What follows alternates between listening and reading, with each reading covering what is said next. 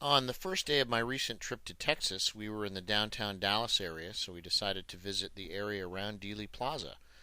And we went to the museum, which is up on the sixth floor of what used to be the Texas School Book Depository building. You can see the entrance right there. And there was no photography allowed upstairs, so we decided to walk around outside, and this is the video that we shot. So here we're walking along the east side of the building down Houston Street, headed towards the corner of Houston and Elm. And here on the corner of the building, you'll see in just a second, there's a plaque that has been placed that designates the building as a Texas historic landmark. There's the plaque. There's someone getting in my way. And this gentleman here was trying to sell me a map of the area, which I didn't need, so I declined. The building itself, years after the assassination, was sold and is now known as the Texas County Administrative Building.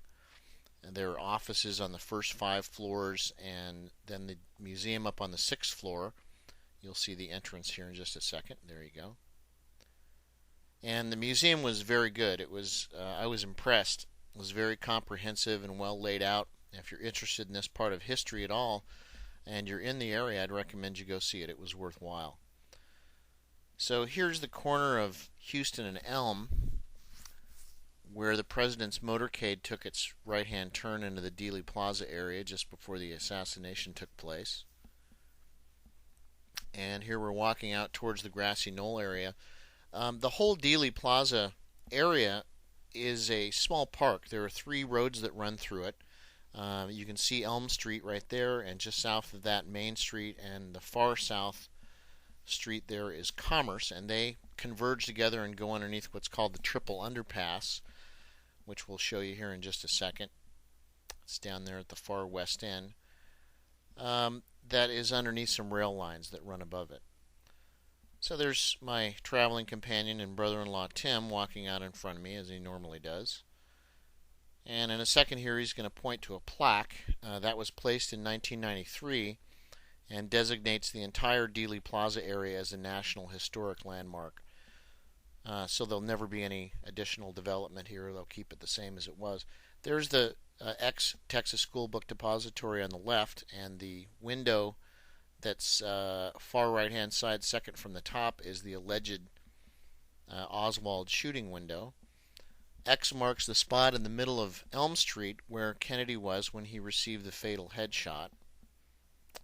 I'll walk out there in just a second as soon as the traffic clears and take a shot back towards the buildings. So to the right there is the one that's kind of red in color is the Dal-Tex building, and that figures prominently in lots of conspiracy theories. Lots of people think there were at least 2 shooters up on the top of that building. So here we're walking down towards the Triple Underpass. You can see it there. And as I pan up here to the right, you'll see the picket fence, also known as the stockade, that figures prominently in many conspiracy theories. There's the stockade right there.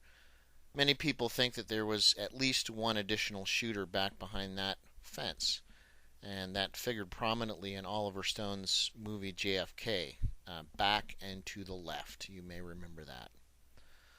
So here we're just walking up on the grass area, and as I turn around here, I'm trying to find a spot that is approximately where Abraham Zapruder was when he shot his famous movie. Later on, I found out exactly where it was, and I'll show you that in just a second here.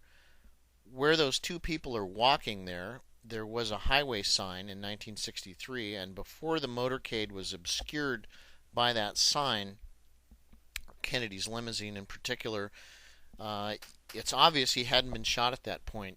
He's still waving to the crowd, and when he emerges on the other side of that sign, he obviously has been shot.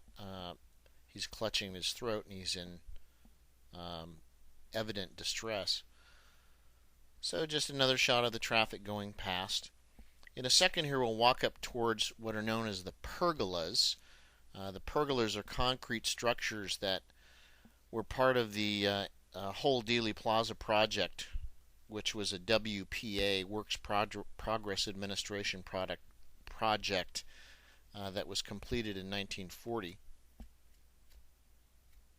And so that concrete block right there is where Abraham Zapruder stood as he shot his movie. He was on top of that block of concrete. There's the old Dallas County Courthouse, that thing that looks like a castle there. So in a second we'll walk up into the pergola area and take a little shot back through these portholes that are in the back wall here and show you the area that's back behind the picket fence.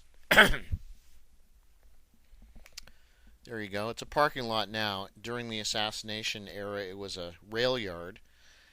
And in that rail yard, from a boxcar, is where the Dallas City Police arrested the 3 tramps, quote unquote, who are thought to have maybe had something to do with the assassination. One of those people was allegedly Woody Harrelson's dad, Charles, who years later did time for assassinating a judge.